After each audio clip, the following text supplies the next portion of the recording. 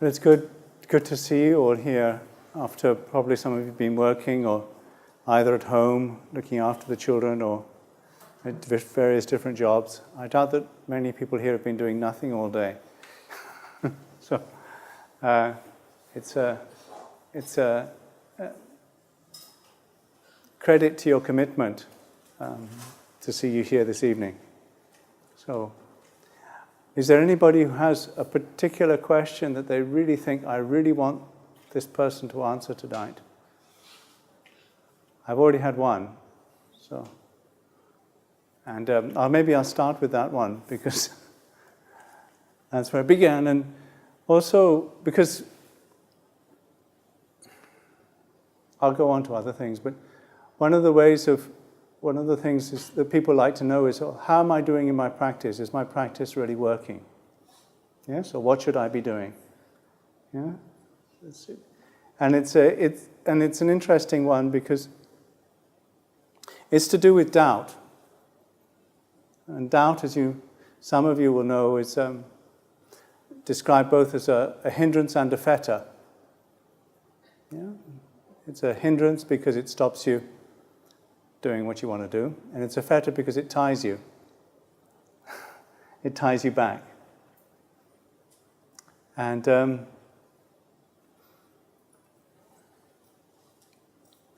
so people really want to know how their practice is going. They want somebody to tell them, yeah, I'm doing well, or I'm doing badly, or this is the right thing for me to be doing.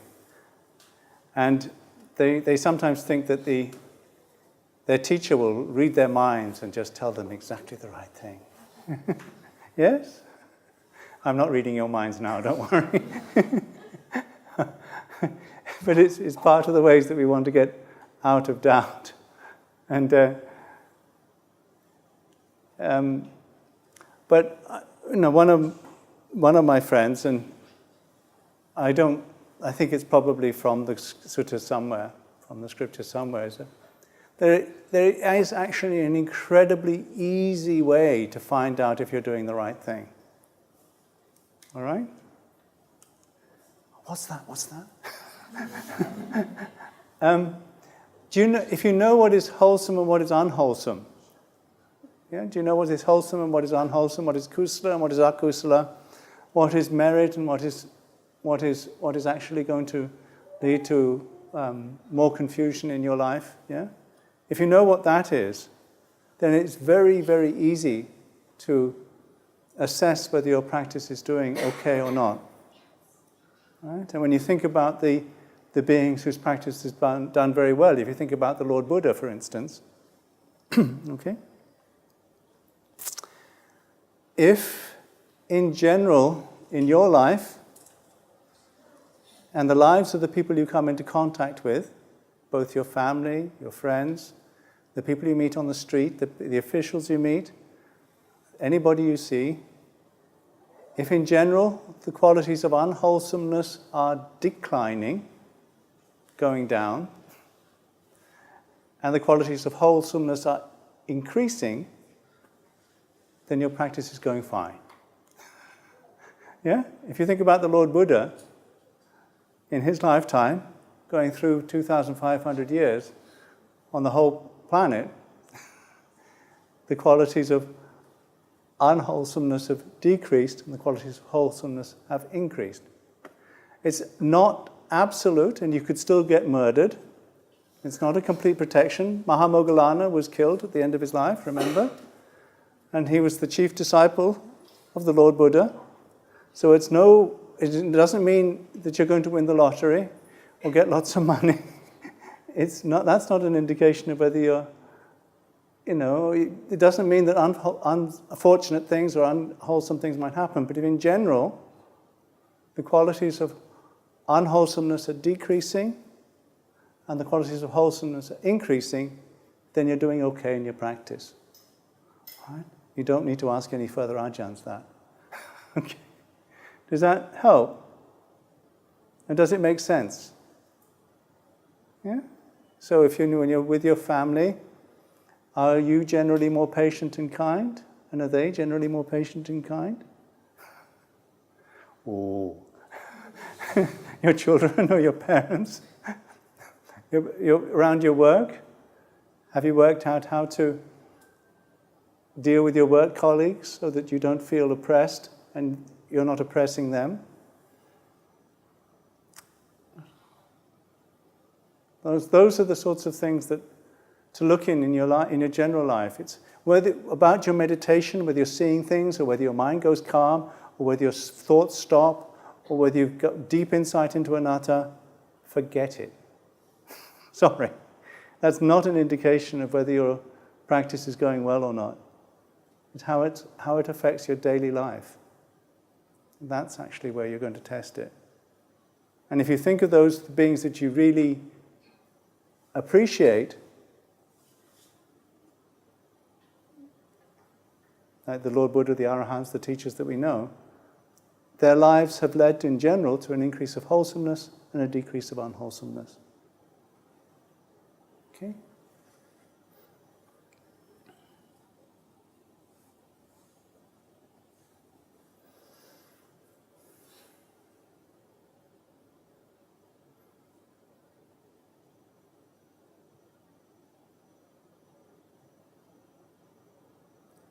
So, with that, do I need to say much more? What should I do? And one of the things that you probably all sort of take for granted, but maybe needs to be pointed out, are the sort of basis of why we do this, and what we're actually taking refuge in. These chants are very good for that, as you do appreciate them. They go back a long way. Even this beginning one, that we always start with, Namo tassa bhagavato arahato samma sambuddhassa. It's something that means more and more as you practice and as you grow in appreciation, because what you're saying is homage to the Buddha. Now, if you're going to follow the Lord Buddha's teaching, you have to have some confidence that the Lord Buddha was enlightened. Yeah? It's not, you're not necessarily sure. Even Sariputta at one time was asked, and he replied, well, I don't know for sure, because at that time he wasn't fully enlightened, so he didn't really know. But he had confidence, enough confidence. People ask, what do Buddhists believe? Yeah, do you ever get asked that? What do you believe if you're a Buddhist? What you believe if you're a Buddhist is the Buddha was enlightened. Yeah. You don't necessarily know, but you believe that. And it's a confidence that grows because you can see that what he offered through enlightenment was freedom from greed, freedom from hatred, and freedom from confusion. Particularly freedom from confusion. When we're not confused, we don't feel needy and we don't feel oppressed. Yeah? Needy gives us greed, oppressed gives us hatred. And they're both sides of the same thing. Greed and hatred are sides of the same thing.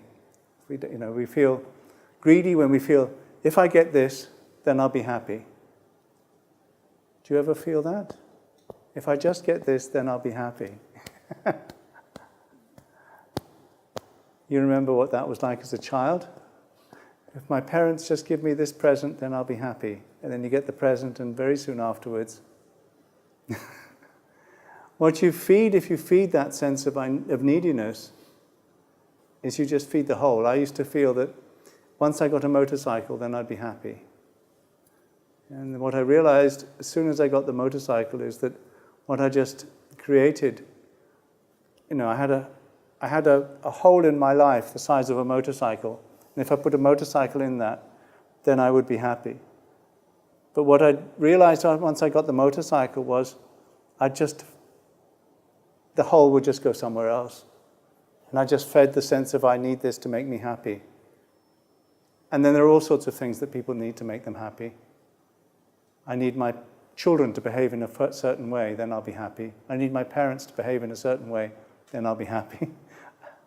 Yeah? And that's greed and need. And the Buddha was free from that. And he was free from the other side of that, which is hatred. I don't like this thing, I need to fight it. Or I need to fight it to get rid of it. Which is again coming from a sense of lack. Because he understood the way things are. This is the way it is.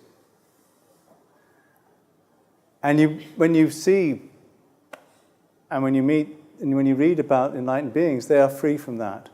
And you have confidence that they were free. So you wish to follow their teaching. That's what interested me when I saw Ajahn Chah. That's what interested me when I started to read about the Lord Buddha and the disciples. So that's what we believe. We believe the Lord Buddha was enlightened. Free from greed, free from hatred, free from confusion. And then following that, of course, he did teach something.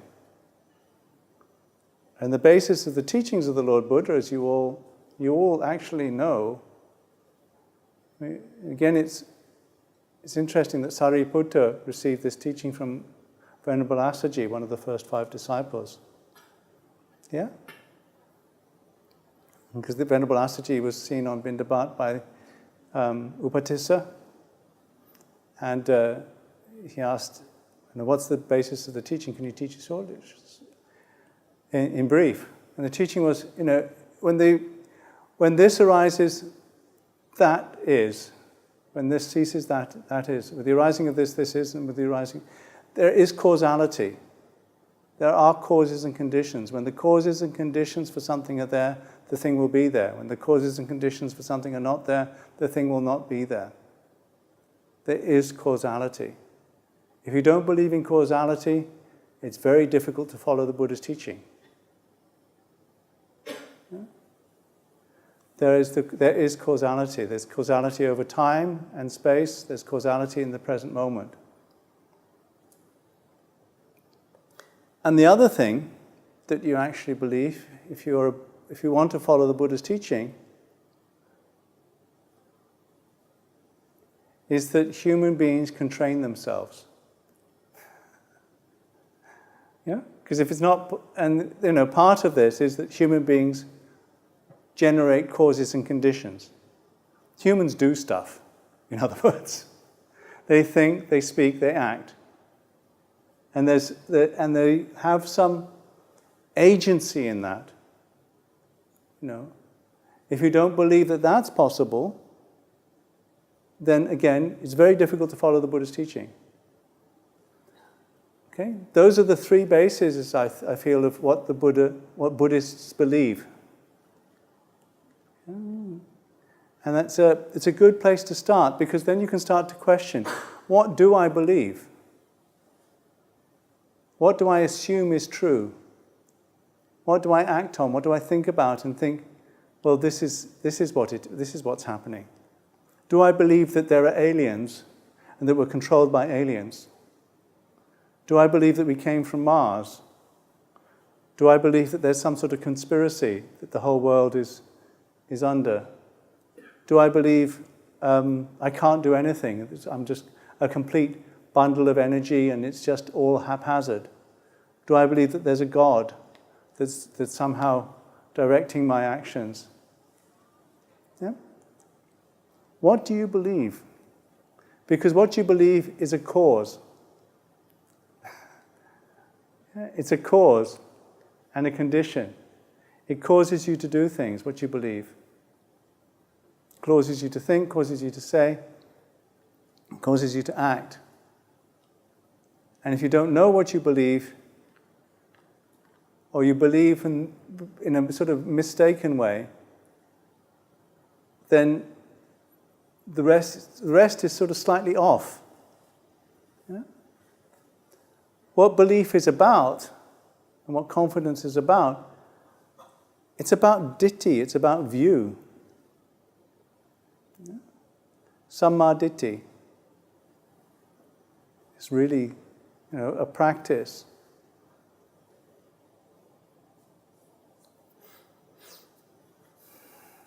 And samadhi, if you have the basic assumption that you're a person,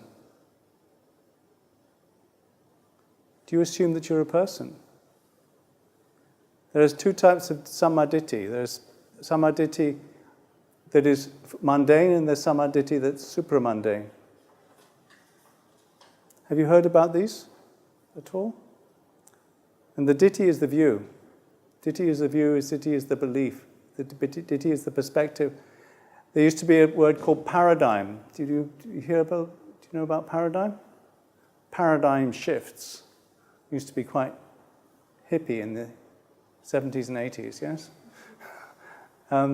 Shift in thinking, a shift in assumptions. Yeah?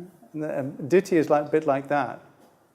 It's a belief, it's a basic assumptions. What are your basic assumptions if you're a Buddhist? If you believe you are somebody, then it's good to know what your basic assumptions are, and it's good to know what the Buddha recommended that your basic assumptions are. One of the things that he recommended as the basic assumptions is that there is the results of generosity. There is a result from being generous. There is a result from doing good things.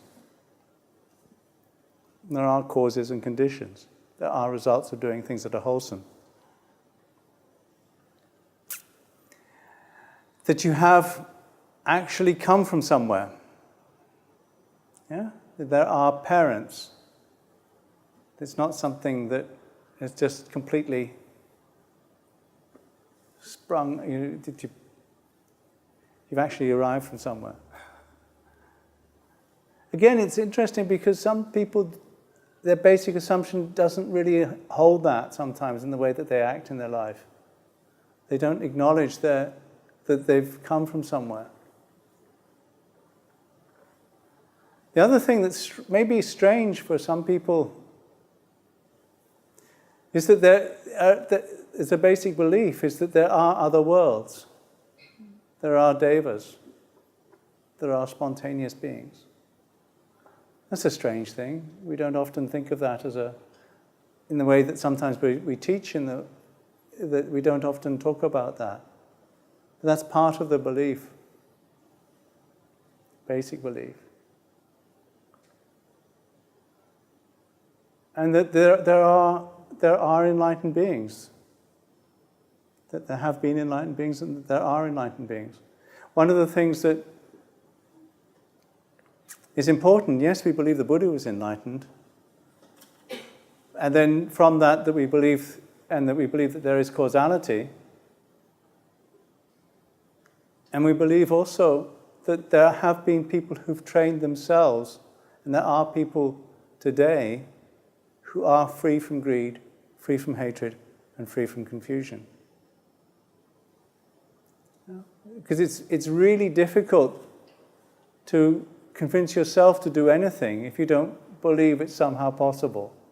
If you don't, one of the things that you need to believe about yourself, if you're going to do this, is that I can do this. If you believe that you can't do it, then what's going to happen? I can't do this. In one sense, you can't do this, because if you take it all too personally, you can't do it. You have to let go. But on the other sense, you have to do it. You have to practice letting go. Yeah? Because the whole thing is that I do not get enlightened. I do not get enlightened. Because sometimes, and that's what you think, when am I going to get enlightened? It doesn't happen like that. What happens is that enlightenment is to the sense of I. Enlightenment happens when the sense of I is no longer really believed. Does that make sense? Yeah? It's a different way of... And then there's a sense of, well, what is this sense of I? What is this sense that I hold so dear? Where is it? What is it? Is there anything here in this experience that doesn't shift? That isn't somehow stressful and painful? Or somehow not sure or uncertain? Is there anything certain?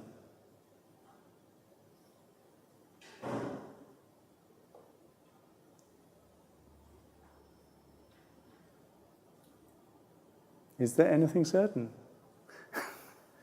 And then wow, what is this sense of what I think I am? Do I need to believe this? You see? And then you can give up the belief that I am. But who gives it up? If it's given up, it's given up. And this is where it starts to get subtle, because it's not easy. Nobody's saying enlightenment is easy. Okay? Nobody's saying that this job is easy. But if you think it can be done, then you're going to take some interest in it. And if you think you can do it, you can start to think, well, what is this? What is this real refuge in Buddha? How does one practice being enlightened rather than practice to get enlightened? Am I practicing being enlightened? Because if I'm practicing to be enlightened, then I'm definitely not enlightened. Yeah? That's why, all sorts of judgments about where you're at are not worth it. Yeah? That's why, this constant questioning, have I done it? Have I done it enough? What is that questioning? Don't fuss with that. If in general your life, more wholesome, less unwholesome, more wholesome, enough. Yeah?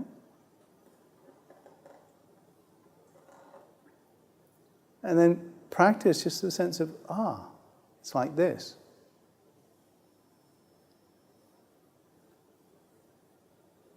It's like this.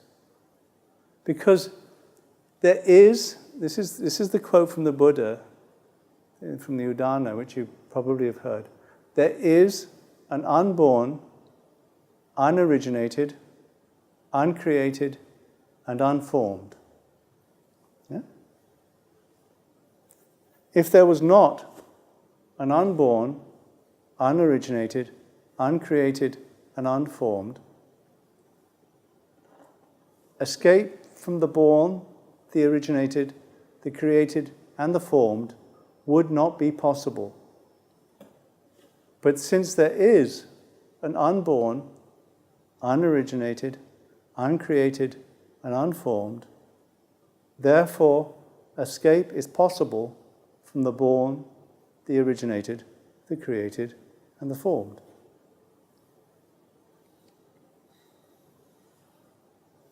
So the mind goes, well, what is the unborn, unoriginated, uncreated, and unformed?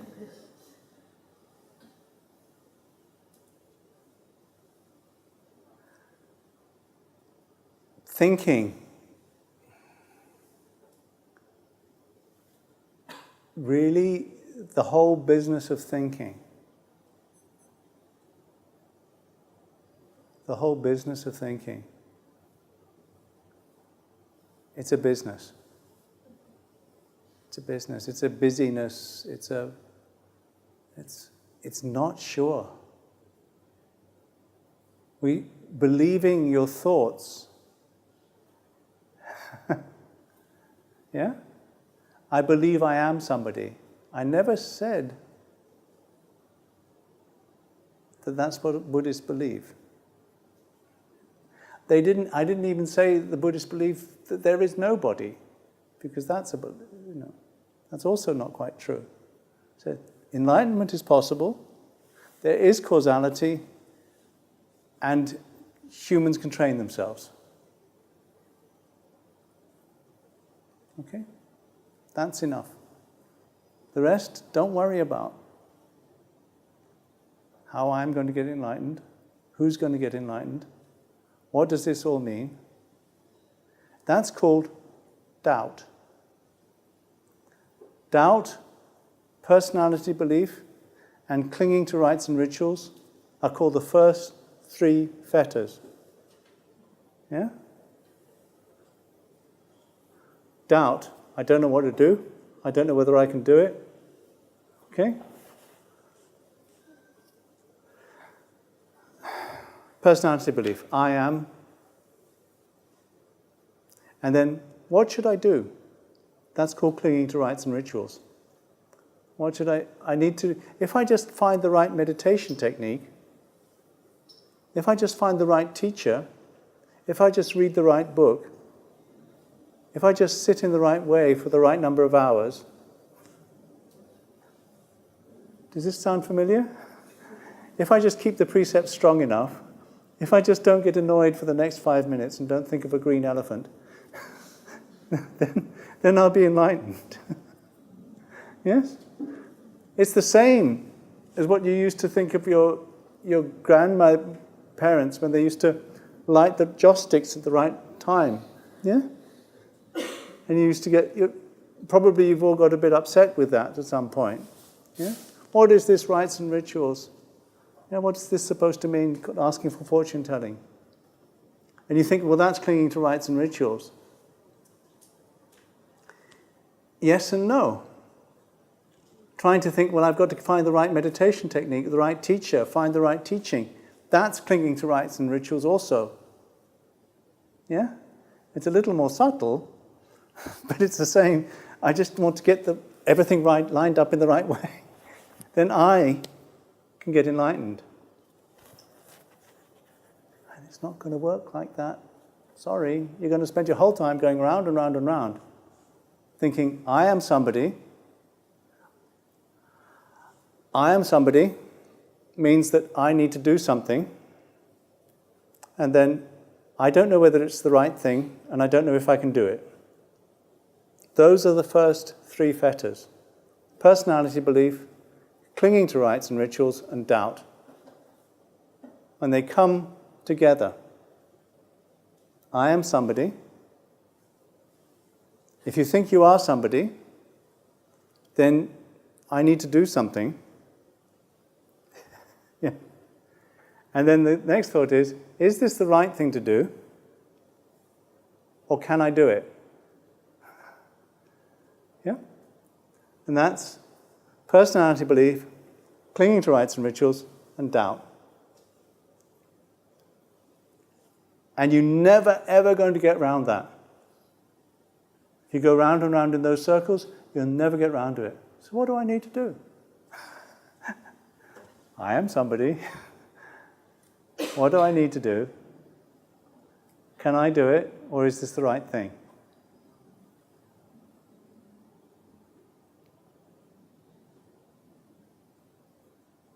So maybe he's going to tell me what I need to do.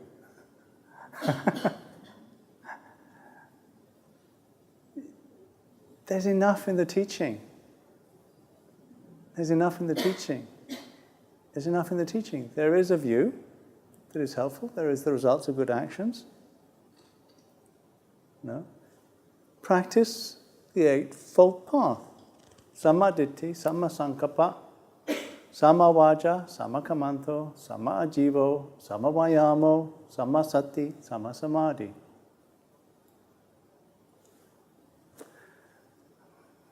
Nothing else. Huh? Simple, huh? Not so simple, but and then what is it that I need to do?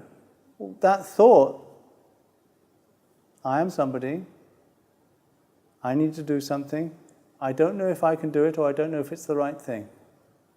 Yeah? It comes up the whole time.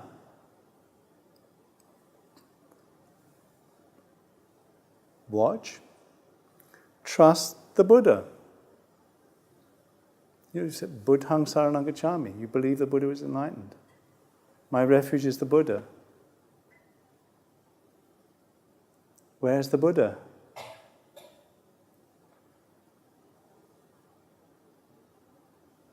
Where is that which knows? Where is that which knows?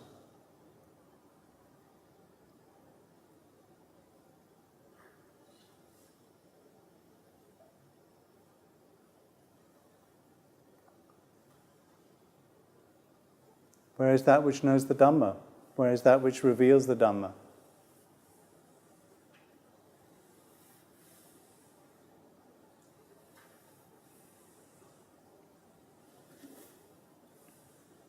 And then in human society, and in your own heart, where is that which upholds the Dhamma? Where is that which preserves the Dhamma in human society? Where is the virtue?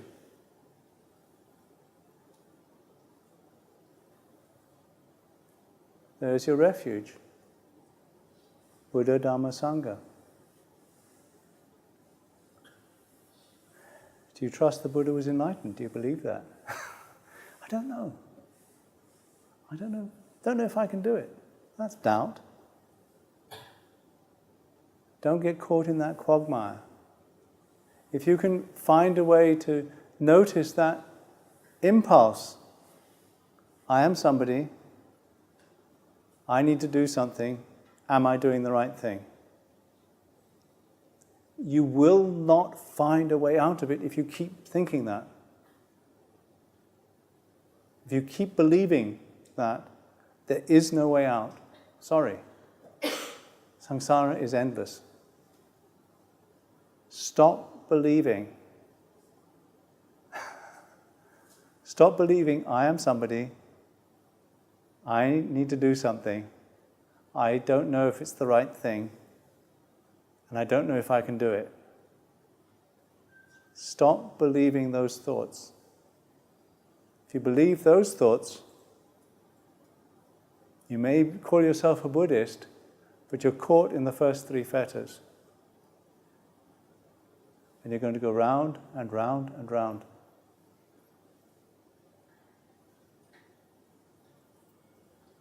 Don't worry. Yeah. I am somebody. I need to do something. I'm not sure if it's the right thing that I'm doing. Dum. It arises in the same moment. It's not that there isn't something to do. It's not that conventionally you aren't somebody. But you don't need to believe it. You take it as something that's just there. It's not that serious, but it's very serious. It's not that serious, but it's very serious. Yeah? It's what we got. This incredibly powerful and sensitive thing that we live with. This strange animal, human body. A strange bundle of emotions and thoughts in the human heart. Shifting, stressful, painful, sensitive.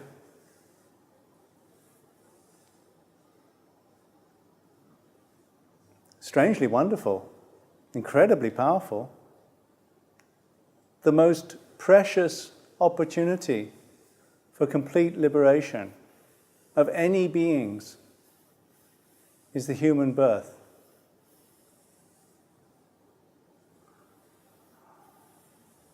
You don't think that sometimes when you're stuck in traffic or you're complaining about your boss or your kids or something, or somebody who's just upset you.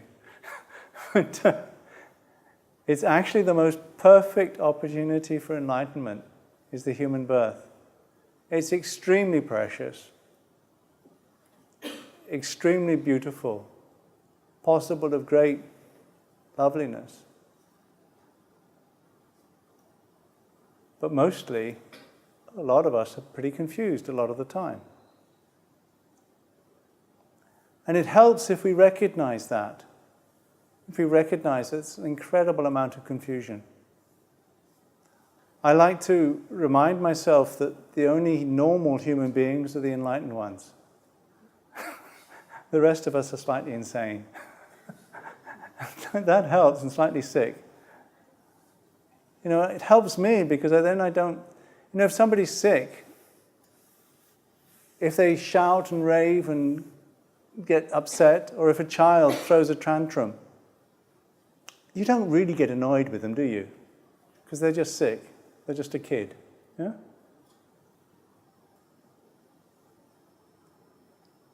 You're just trying to look after them and trying to make them well, yeah? But if you recognize that most of the people we meet, most of the time, are sick, and that we're sick a lot of the time, then we can forgive them a bit and laugh at them a bit and just sort of, oh, well, let's just try and deal with this and cope with this, rather than get really, just make ourselves sick more and add to the sickness. Yeah? Because this life is a blessing. It's a gift. Your parents did not give you an invoice at 18 and say, this is how much it's cost to raise you. This is the cost of my time. Mother's milk. Yeah? It's a gift. It's a gift. It's a very generous gift. And it's a beautiful gift that we can pass forward and give onwards and appreciate. Instead, we spend a lot of the time complaining, incredible amount of time complaining. They're like teenagers thinking, why was I born? Why I need more? No.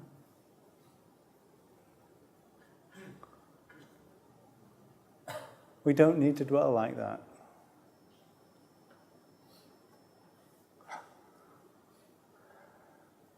So I hope I haven't spoken too much, and I hope I haven't added to your confusion, and I do apologize if I have. No? I am somebody. I need to do something. I'm not sure if it's the right thing, and I'm not sure if I can do it. But I offer this for probably enough for today and open for questions now. Sorry. The first thing that the Buddha teaches was his anicca, dukkha, anatta. So is everything basically... The first thing the Buddha taught was anicca, dukkha, and anatta. That's a belief, isn't it? You believe that that's what the Buddha taught as the first thing. Yes and no. Yes and no. The first thing the Buddha taught was his declaration to the traders, possibly from Burma. And he said, I'm enlightened. And they didn't believe him. That was the first thing the Buddha taught. And so he changed tack. And the second thing the Buddha taught was, Evang me sutang due me bik. There are two extremes. Yeah? There are two extremes. There is the way of indulgence, and there is the way of tightness. This was the first thing the Buddha taught. Well, reflect on that. This is what we believe, that he first taught that. And this is interesting, because he didn't immediately teach anicca, dukkha, and anatta. He taught there are two extremes. There is the response to the situation that is, I want to get more out of this, or is that there is the response to the situation, I've had enough, go away. Yeah? I have tight or relax. Yeah? And then he said, both are not going to be profitable. One is low, and the other is just stressful. Yeah? But there is a middle way. There is the middle way. There is right view. That's the first part. The right view is mundane right view and supramundane right view. And then he said that there are the Four Noble Truths. And there's a worthwhile relationship to those Four Noble Truths. The first Noble Truth is to be known. The second Noble Truth is to be abandoned. The third Noble Truth is to be realized. The fourth Noble Truth is to be practiced. Okay? He didn't immediately teach anicca, dukkha, and anatta. He taught dukkha, cause, cessation, and path. Second sermon, first sermon, Kondanya, so the story goes, was stream enterer. Second sermon, he taught the five khandhas, Rupa, Vedana, Sanya, Sankhara, Vijnana. Yeah? Uncertain, stressful. If it's uncertain and stressful, why take it personally? Yeah? He didn't teach anicca, dukkha, and anatta like that. There's change, stress, and not self. He asked a question. Does this change or does this not change? If it changes, is it stressful? If it's stressful and changes, why take it personally? Okay? That was enough for the first 5 disciples for enlightenment. The third sermon had even more success, so the story goes. Eyes, ears, nose, tongue, body, and mind. Yeah? Eyes, ears, nose, tongue, body, and mind. Yeah? Contact. And they're burning. Burning with the fire of greed. Burning with the fire of hatred. Burning with the fire of confusion. He said, eyes, ears, nose, tongue, body, and mind are burning.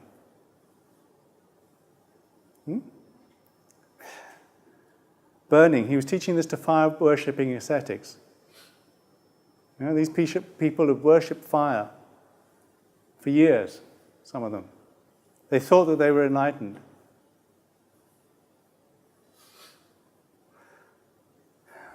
Now, eyes, ears, nose, tongue, body, and burning. Burning with the fire of greed. Burning with the fire of needing something from this situation. Burning with the fire of hatred. I can't push this away. Burning with the fire of confusion. I don't understand what's happening. Yeah? When seen clearly, that's cool. That was the third sermon. That was the successful one. So the eye, ears, nose, tongue, body, and mind are burning. Try that one as a practice. Rather than, I believe in anicca, dukkha, and anatta. Well, because every time we do meditation, mind basically thinks of conventional, especially a daily routine that you have. Pardon? Daily routine that you have. Yeah? Will affect your meditation. Your daily routine through the day will affect your meditation. Yes.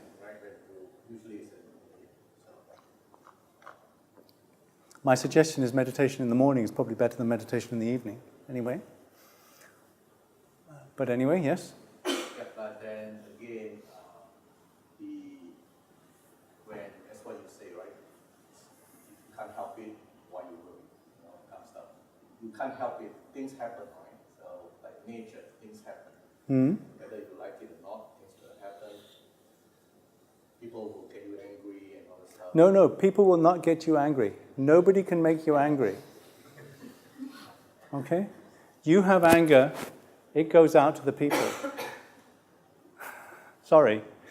You have lust, there's hatred or anger or lust or confusion here, and you go and put it on people. Nobody can make you angry. A mosquito doesn't make you angry. You get angry with a mosquito. Sorry. Nobody makes you angry. The mind just basically goes this way. No, the mind goes out and gets angry with a person, or gets angry with a screw that's tight, that you can't get open. Gets angry with the politicians.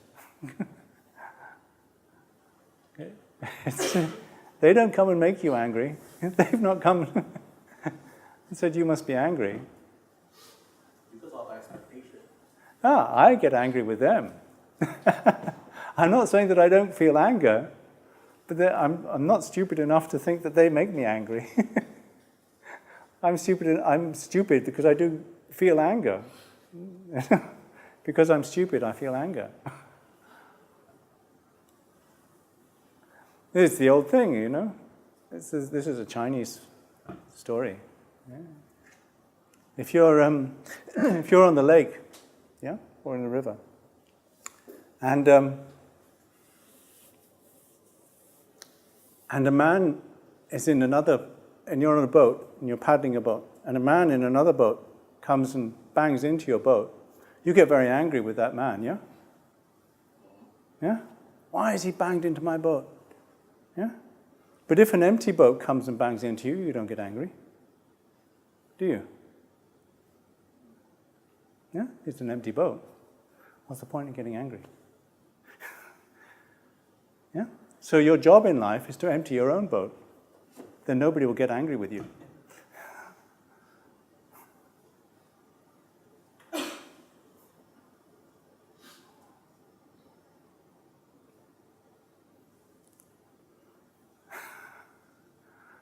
What do you mean by empty your own boat? Oh, I don't know.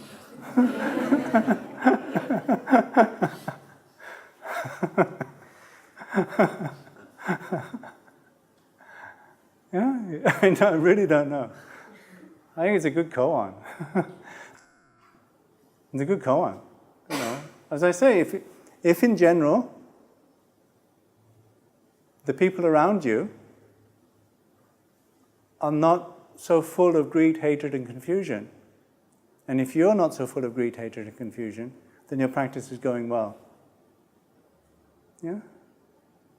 When you're dealing with people, your boss or your friends, or just the person who meets you, or the person who sells you the coffee or something, if in general they're not getting angry with you, or getting greedy around you, or making stuff, then your practice is going well.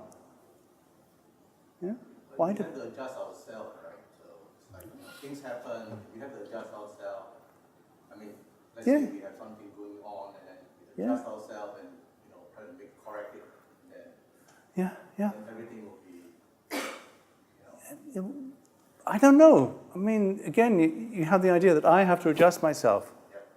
And then I am somebody, I need to do something. Am I doing the right thing? Or can I do it? Can I adjust myself? If you get caught in that thought, you're just going to go round and round and round in circles again. If you keep thinking, I have to adjust myself, then every time you come to a situation, you'll be thinking, I have to adjust myself, I have to adjust myself. And it's not going to work. Because you'll be taking yourself too seriously and you get wound up.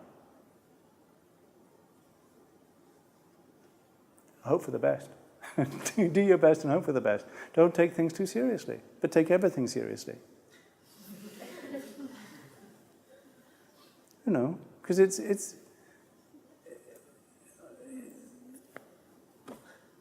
difficult. It's really difficult. I'm not saying it's easy. But just notice around yourself. Keep the 5 precepts, because that's a sensible thing to do, because it's kusala, and because the Buddha said it's a good thing to do as best you can. Practice. Samma ditthi, samma sankappa, samma vajja. That's what to practice. People say, well, what should I do? What should I do? Practice the Eightfold Path. Well, what is it? What is it? Have a study, have a look, do the best you can, adjust.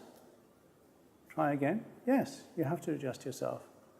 But practice the Eightfold Path, starting with samadhi. Starting with samadhi. Samadhi, mundane samadhi, and supramundane samadhi is insight into the Four Noble Truths. Yeah? Insight into anicca, dukkha, and anatta. Yeah, you're right. Insight into anicca, dukkha, and anatta is like the ratchet. That you can't go backwards. But the first 3 fetters are the ones that are abandoned at stream entry. And those are the ones that if you can, if it's possible this lifetime, get insight into the first 3 fetters. But don't think that I'm going to get it. It happens. Yeah? That's the one that saves you from hell. Stopping believing in the sense of I am somebody, I need to do something, I'm not sure if it's the right thing, and I don't know if I can do it. Stopping believing in thought. And most of our life we're trained to believe in thought. We're trained to believe that that's a refuge. And thinking is definitely not a refuge. It's got some value, but it's not a refuge. It's a tool, but it's not a refuge.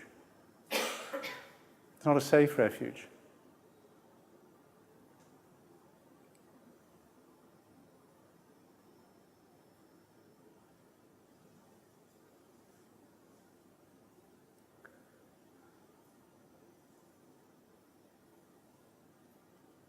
Sorry to be so hard on you.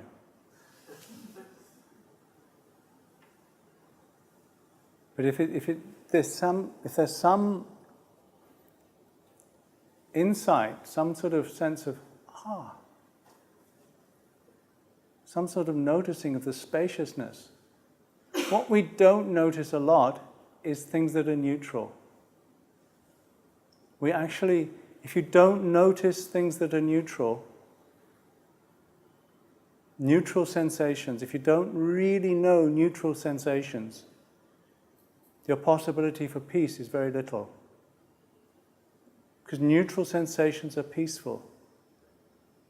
If you actually know them. If you don't know them, there's a sense of, this I don't know. And if you don't know something, you feel slightly anxious, don't you? I don't really know. If you're not happy with not knowing, yeah, maybe it's frightening. I don't know. Certain sense of uncertainty. That's why the encouragement is to know something like the breath. Because the breath in itself is pretty much neutral. And if you're knowing the breathing as you're watching me and listening to me talk, then you're not caught in thought. Yeah? You're not trying to analyze what I'm saying, you're just with the breath. Or if you're with a neutral sensation. If you're noticing in this room, you're noticing the space rather than the people. If you're with the sound of silence rather than just listening to the talk. If you're with the sensations, the neutral sensations of the body just being here. All of this is possible. But maybe you're caught in thinking about, well, I don't know what and you're just not as sensitive as you could be.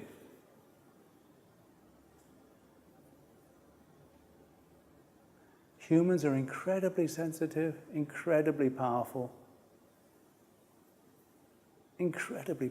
beings. And most of the time, we've got no idea what we're doing or why we're doing it.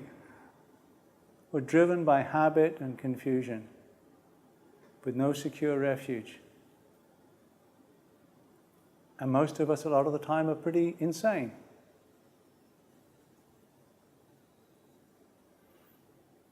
It's all right, good enough. We're lucky. In Singapore, it's a reasonably safe place. People look after us. Could be an awful lot worse. This is a pretty much heaven realm, come on. You know, compared with most of the people on the planet, you're doing pretty well. But even in this heaven realm, your capacity for suffering is incredibly high. You know, this is a pretty good deal you've got here in this little island off the end of Malayan Peninsula. people have put an incredible amount of effort over the years to make this really as nice as they possibly could, haven't they? Yeah, with all sorts of incredible good intentions. Yes, there's all sorts of regulations and troubles, and you can't complain too much about the government because and all that sort of stuff. But it's good enough, huh? It's better than many places.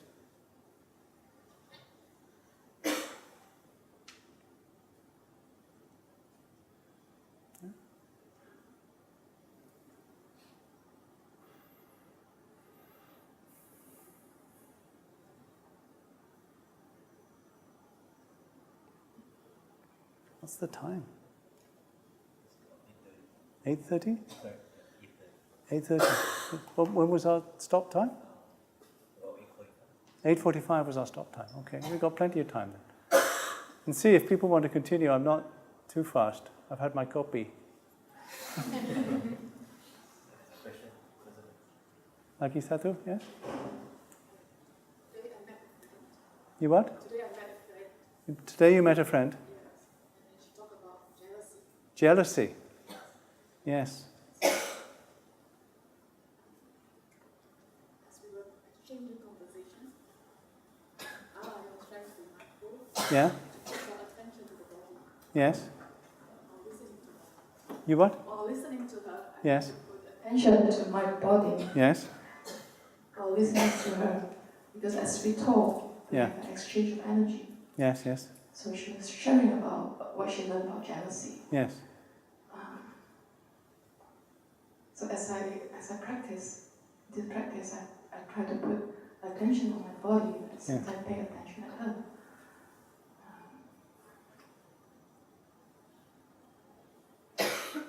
As we listen, we also have to comprehend what she's saying. Yes. So there are thoughts going on at the same time. Yes, yes.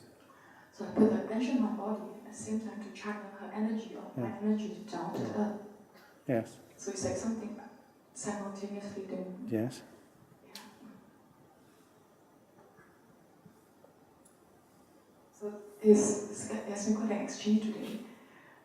Lots of emotion, Yeah? understanding and putting empathy on her. Yeah. At the same time, I have emotion come up from Yeah, myself as yeah, well. yeah. So it's about exchange of energies in a conversation. So we talk about anger and we still purify ourselves. So all the developments we have.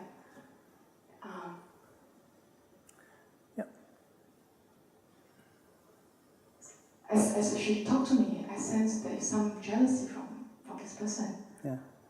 Even about spiritual practice. Yeah. Whether are we progressing too fast? No. So I observe my own her perception at the same time my perception. So it's like sort of like bringing up both energy together. So the question is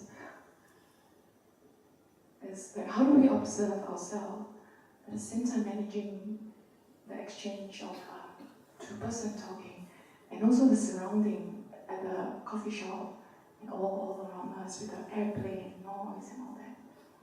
So the question is how do we look into ourselves at the same time helping our friend?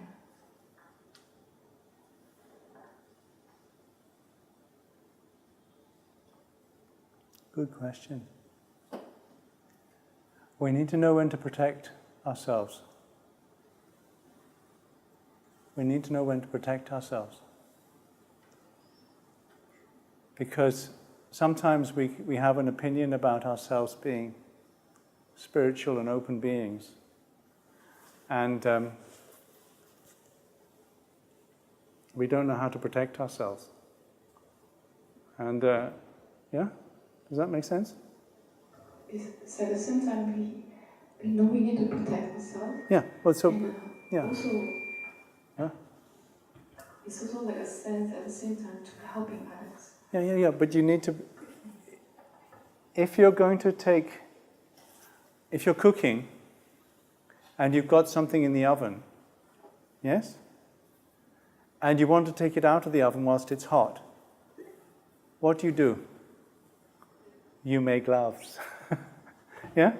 So that you don't receive all the energy of something that's hot. And then you can actually be more sensitive. Yeah? Because if you went and were very sensitive to this thing that you were taking out of the oven, you'd drop it. Yeah? Because you wouldn't be able to handle it. Yeah? If you go to something that's toxic, if you go to deal with something that's poisonous, yeah? You wear protective clothing. And then you can actually be more sensitive.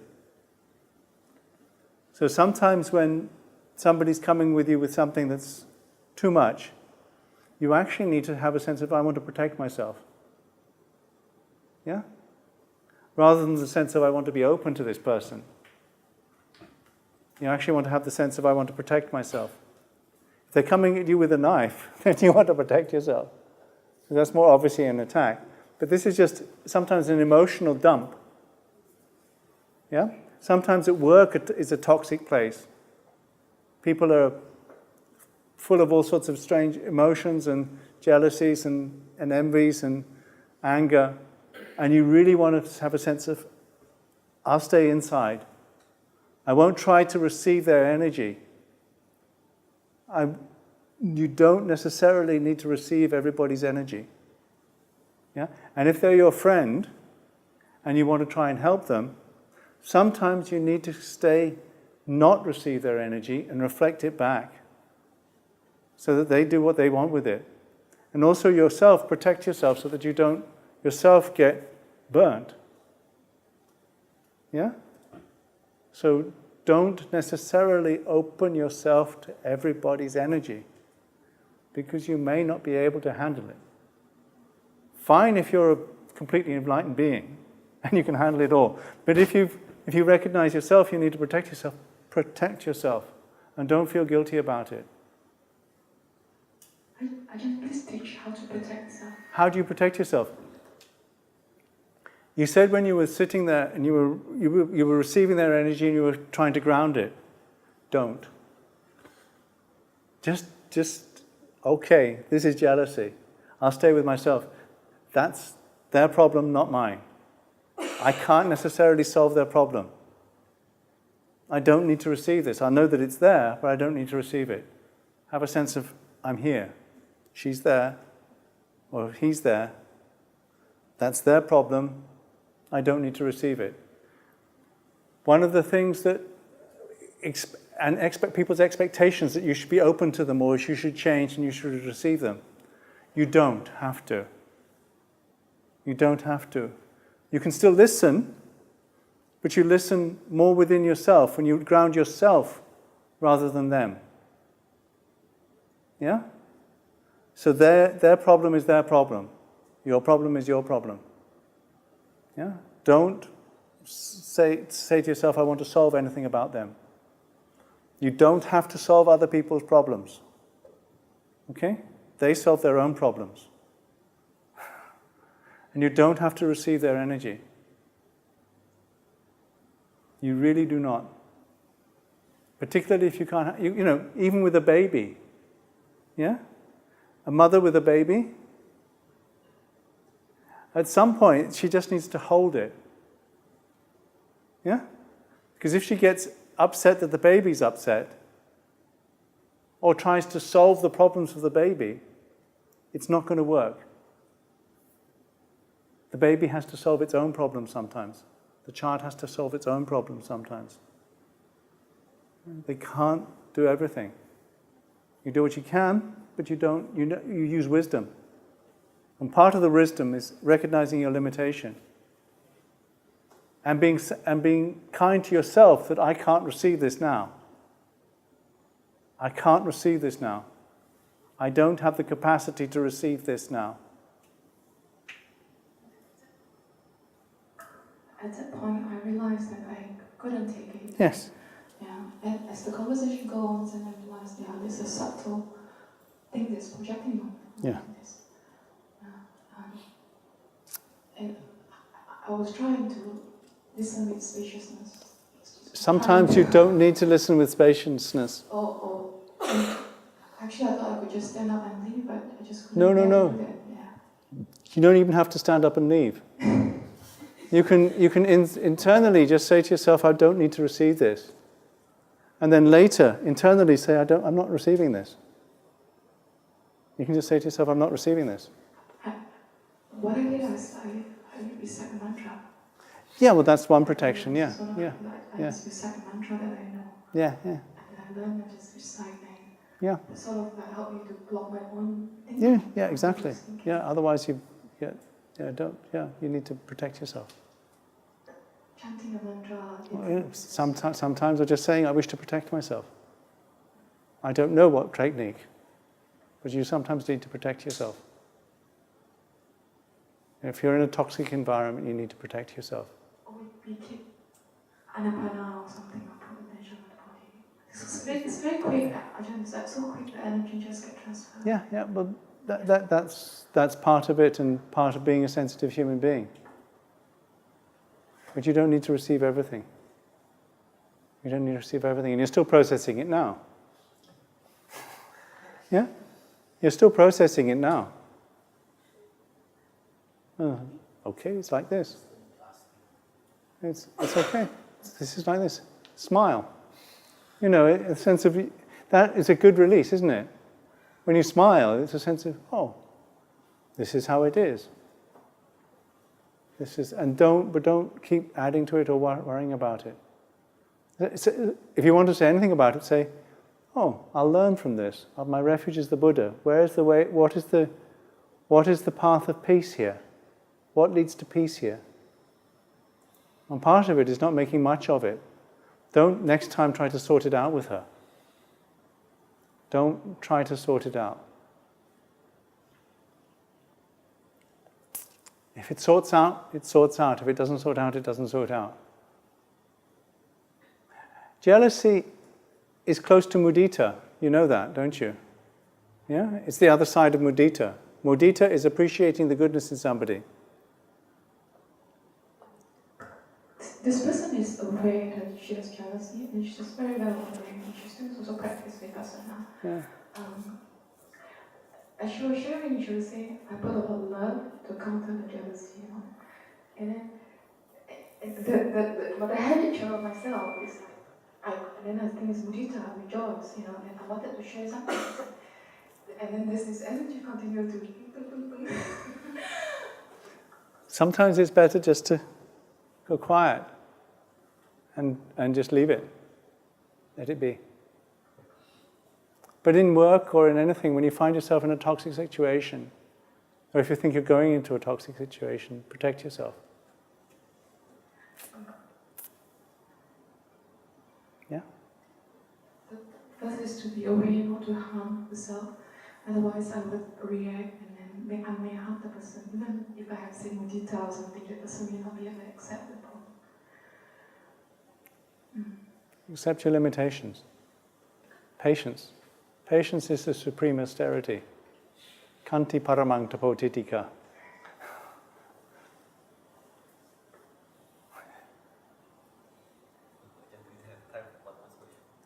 Lagi satu. We have one last question for tonight. Does anyone have any? So just one last question to Ajahn. No. Somebody else. Okay. Question. Is there a clue, like, how do we know when we are like... I am somebody. I need to do something. I'm not sure if I can do it or not. I can't tell you. You'll find out over time. If in general, unwholesome are decreasing and wholesome are increasing, you're doing okay. Okay? Ajahn, thank you for the talk. So you were saying about clinging to rights and ritual. Yeah. One of it is always wanting to find the right teacher. But sometimes we need to find the teacher to guide us along the way. So how do you differentiate? Like cling to a teacher and find the right teacher to help you in the practice. I am somebody. Do you see what's happening? It's the same question. It's the same question as the other one. There are are essays that say about how you judge somebody if somebody's wise or not. And it's not something you do quickly. And, the old Hindu thing is, when the pupil is ready, the teacher will appear. Yes? When the pupil is ready, the teacher will appear. Yeah? Da-ding. What's that saying? What that is saying is, actually, the whole time, every moment, the Dhamma is teaching you. You're just not recognizing it. So if you want to find the right teacher, the only time to find the right teacher is in the present moment. Because it's already there. The teacher is already there.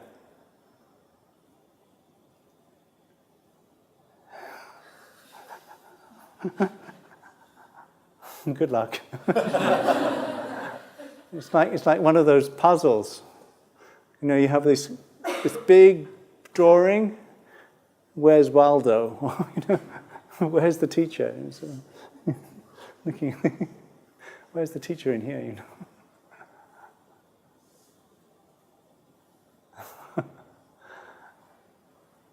Thank you for your kind attention. And again, if I've left things out that I should have said, please forgive me. If I've said too much and confused you, leave stuff behind. If it's no use, just leave it behind. I wish you well. May the blessings of the Triple Gem guard and protect your highest aspirations. Thank you for your attention.